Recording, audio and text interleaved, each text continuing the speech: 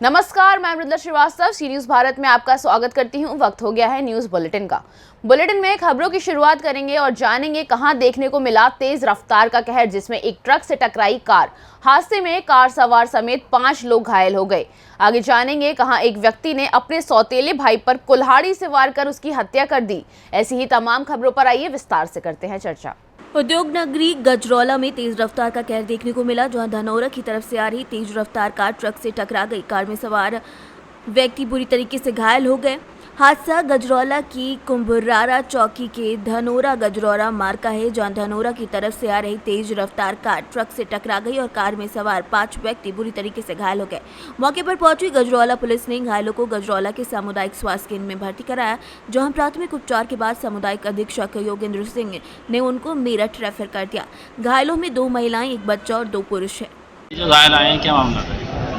Alto की truck से टक्कर होने के बाद 7 व्यक्ति जिसमें 3 बच्चे शामिल हैं घायल हो गए थे। उनको सीएचसी पे लाया गया है और सबकी हालत स्थिर है, कोई गंभीर नहीं है। और रेफर कर दिया गया है। अच्छा, कहाँ के लिए रेफर किया? हमने जिला अस्पताल में के लिए रेफर किया। अमरोहा से सीनियर संवाददाता गौरव श्रीमाली की रिपोर्ट।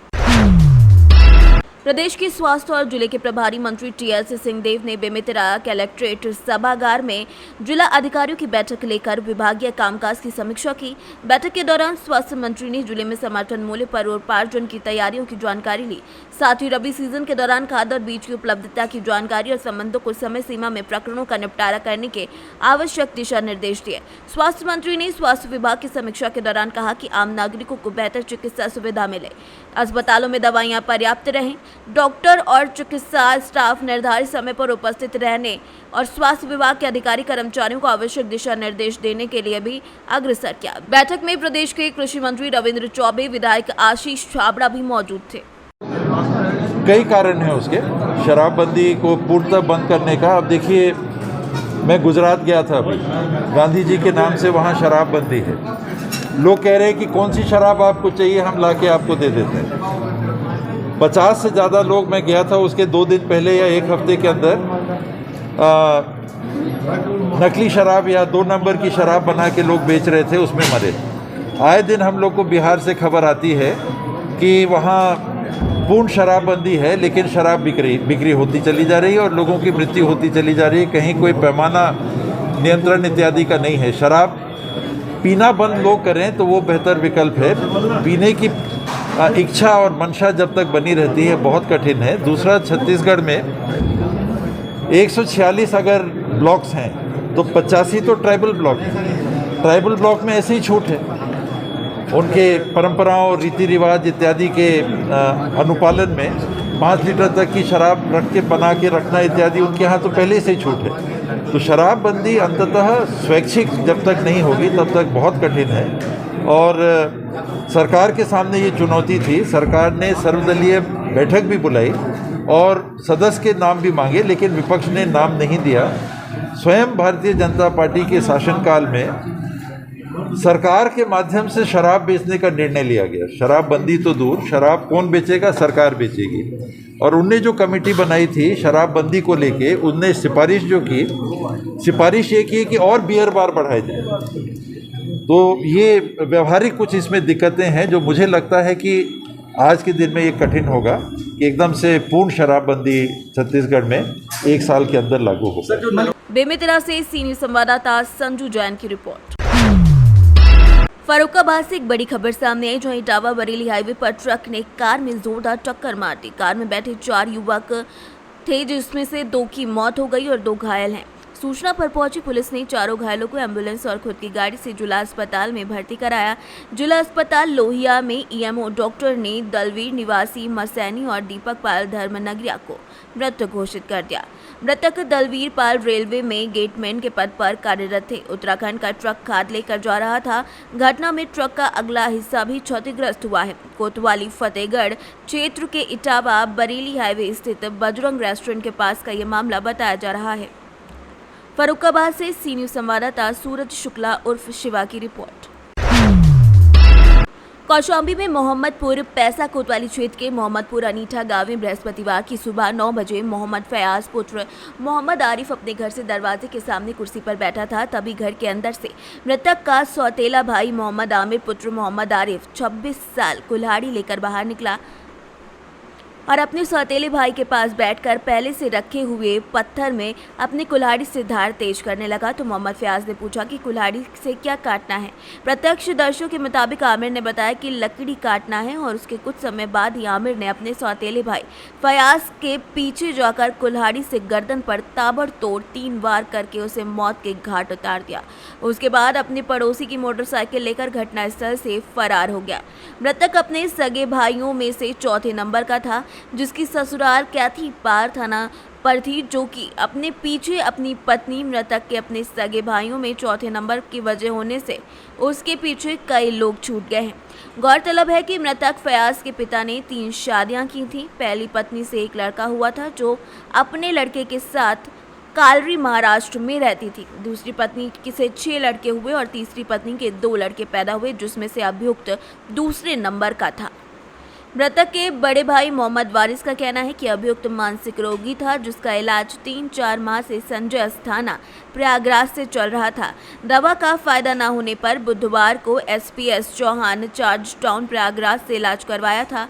सूचना पर पहुंची पुलिस ने शव का पंचनामा भरकर पोस्टमार्टम के लिए भेज दिया। घटनास्थल पर पहुंचे क्षेत्राधिकारी सिराथू ने पुलिस की टीम गठित करके तत्काल अभियुक्त की गिरफ्तारी के निर्देश कर दिए हैं। कौशाम्बी से सी न्यूज़ संवाददाता अब्दुल की रिपोर्ट।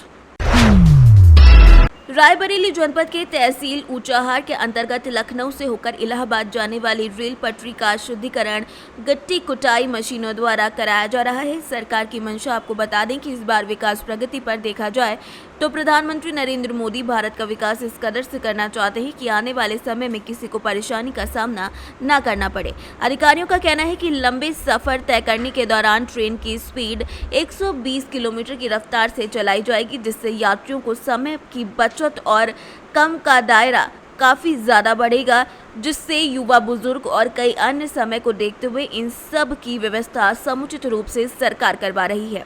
देश प्रदेश में सड़कों का निर्माण कार्य, रेल पटरियों का निर्माण कार्य कराया जा रहा है। इस कार्य से जनता के अंदर खुशी की लहर दौड़ उठी है। ऐसे कामों से जनता का खूब फायदा होगा, जिससे कम समय और कम घटना के साथ सफर का आनंद उठाया जा सकेगा। रायबरेली से सी न्यूज़ संवाददाता आलम कादरी की रिपोर्ट। एटा की जलेसर तहसील क्षेत्र के एकमात्र कस्तूरबा गांधी बालिका विद्यालय में सीओ पुलिस राघवेंद्र सिंह राठौर ने बालिकाओं को मिशन शक्ति के संबंध में विस्तृत जानकारी दी। उन्होंने कहा कि केंद्र और प्रदेश सरकार महिला सशक्तिकरण पर विशेष ध्यान दे रही है, जिसके चलते सरकारों के द्वारा कई योजनाएं क्रियान्वित की गई हैं। वहीं सुरक्षा के दृष्टिगत 10-90-181-112 सचल दल को मजबूत बनाते हुए महिलाओं और बालिकाओं को समस्या के निस्तारण के लिए तैयार किया जा रहा है। इस दौरान प्रभारी बॉर्डर कुमारी बबली शाक्य, भारती पाल, शिल्पी सिंह, निधि यादव, विनीता कुमारी, राजकुमारी अनीता समेत कई लोग मौजूद रहे। एटा से सी न्यूज़ संवाददाता लखन यादव की रिपोर्ट। खबर इंदौर से, जहां तेजाजी नगर थाने के ग्राम असरावद के पूर्व सरपंच पप्पू राजौरिया और इनके साथियों ने महिला सरपंच के घर जाकर मारपीट की। जब मीडियाकर्मी थाना तेजाजी नगर जांचकर्ता एसआई भदौरिया से बात करने गए तो एसआई भदौरिया ने मीडिया को बताना उचित नहीं समझा और कहने लगे कि एफआईआर की है तो बाइट किस बात की देनी है। दीदी, क्या घटना हुई है यहाँ पर कल रात को? वो ज़मीन का विवाद है। सरकारी ज़मीन वो उधर कॉलोनी उन्हें पहले अवैध काटी थी, गौला कॉलोनी जी। तो उस पर अवैध बुलडोजर पहले चल गया था जी। तो अब वो ये चाह रहे हैं कि सब पंच उन साइन करो सरपंच, तो इसको वापस ये आवासी में घोषित करें। हाँ, तो हमने मना कर दिया, सरकारी ज़मीन है तो उनने फिर उधर से गाली गुप्ता दी। रात को फ़ोन किया ना, तो इनने फ़ोन काट दिया। तो फिर उसके बच्चे मारने आए, बोले तूने गाली दी, और जो कि इनने गाली दी नहीं और उसने गाली दी सरपंच पप्पू सरपंच ने, और उसके बच्चे आए तो यहाँ मार पीट कर पत्थर मारने लगे नहीं है, तो उनको हमने भगा दिया। उसके बाद वो फिर कोई 20-25-30 जने लेके आया वापस। तो ये तो चले गए, तो उधर पीछे थाने पे गए थे, मतलब वो गाली गुप्ता कर रहे थे, तो फिर वो तो मैं अकेली पड़ गई, तो मैं अकेली वो गेट पे तलवार और हथियार से हमला किया उनने। हाँ, कौन कौन व्यक्ति थे जो? उसमें थे सुमित राजौरिया, पप्पू राजौरिया का लड़का, और अमित राजौरिया, और उसका भाई का लड़का कोई अन्नू, क्या नाम उसका वो, और ये संदीप राजौरिया, संदीप बिजोरिया, सब थे। मतलब कोई 20-30 जने थे वो तो। पप्पू राजौरिया क्या इसके पहले कहीं सरपंच थे? हाँ, तीसरे साल थे वो, तीसरी बार थे। तीसरे? हाँ, इसके 2 बार के पहले कॉलोनी उन्हीं ने काटी है वहाँ पर? कॉलोनी उन्हीं ने काटी, और अब आबादी घोषित करवाना आबादी घोषित करना चाहते हैं। तो आप लोगों ने क्या पंचायत में मीटिंग वगैरह रखी थी? हाँ, 12 तारीख को रखी थी। सरपंच ने साइन भी करवाई और मैसेज भी भेजा था। हम गए थे, मेरे देवर का लड़का हेमंत परमार और एक उनके ही समाज का, मतलब वो क्या नाम उसका, महेंद्र राजौरिया कहीं। हाँ, हम तीनों गए थे, तो वहाँ कोई आया नहीं, तो वापस आ गए हम। आपका नाम क्या है? कृष्णा परमार। आप पंचायत में क्या है? पंच है? हाँ। बाबूलाल परमार। क्या घटना हुई है रात को? घटना ये हुई कि पप्पू सरपंच का पहले फ़ोन आया। फ़ोन आने के बाद उसके दोनों लड़के, पप्पू सरपंच आया, उनने मेरे को, हम खाना खा रहे थे मिसेस और हम, ऑफिस से आने के बाद खाना ही खा रहा था मैं। उनने हमको खाने से उठा के मारपीट की, मेरे साथ मारपीट की, मिसेस के साथ की, मेरी मदर के साथ मारपीट की। उसके बाद वो करीब 30-40 लोग आए और तलवार, लोहे की राड़, डंडे, इनसे हमला किया। चाकू भी था उनके पास, और शायद बाद में बता रहे थे लोग कि उनके किसी के पास में कट्टा भी लहराया था। फिर हम थाने गए, थाने पर FIR दर्ज कराई। उसके बाद भी मतलब मैं थाने चला गया, मेरे को 2 लोग ले गए बचाव करा के उनसे। उसके बाद भी उनने यहाँ 1 घंटे तक बच्चों मिसेस, महिलाओं के साथ मारपीट करते रहे और बहुत हंगामा किया। कारण क्या था जो झगड़ा हुआ है? कारण ये था कि मिसेस ग्राम पंचायत असरावत खुर्द की पंचायत की पंच है, और ये लोग अभी भू माफिया के उसमें जेल गए थे। अब जेल जाने के बाद वो ज़मीन जो गवर्नमेंट ने जो इनसे सरकारी ज़मीन थी वो छिना ली थी। अब ये दबाव बना रहे हैं कि आप सारे लोग पंच साइन करें ताकि इसको अपन आवासी करवाएं। तो मिसेस ने कहीं मना कर दिया। अब मेरे को इसकी जानकारी नहीं थी, उसी की खुंदस निकालने के लिए उसने गाली दी और ये मारपीट की हमारे साथ। भू माफिया के जो नाम थे वे कौन कौन व्यक्ति जो अभी जमानत के तौर पे, जैसे आप बता रहे भू माफिया थे, हाँ, जिन्होंने जमानत पे छूटे हुए, को क्या नाम है उन लोगों के? जमानत के एक तो सुमित राजौरिया है, संदीप बिजोरिया है, और 2 लोग और कोई है। हाँ। आपने पुलिस में शिकायत की थाने? हाँ, पुलिस में शिकायत की। पुलिस प्रशासन ने क्या सहयोग? नहीं, पुलिस प्रशासन का पूरा सहयोग रहा सर। ठीक है, आपका नाम? बाबूलाल परमार, कौन सा जन शिकायत अधिकारी, भारत संचार निगम लिमिटेड, कौन सा गांव कहलाता है? Asrawat Khurd. Thank you sir. Indore से सी न्यूज़ संवाददाता संतोष की रिपोर्ट।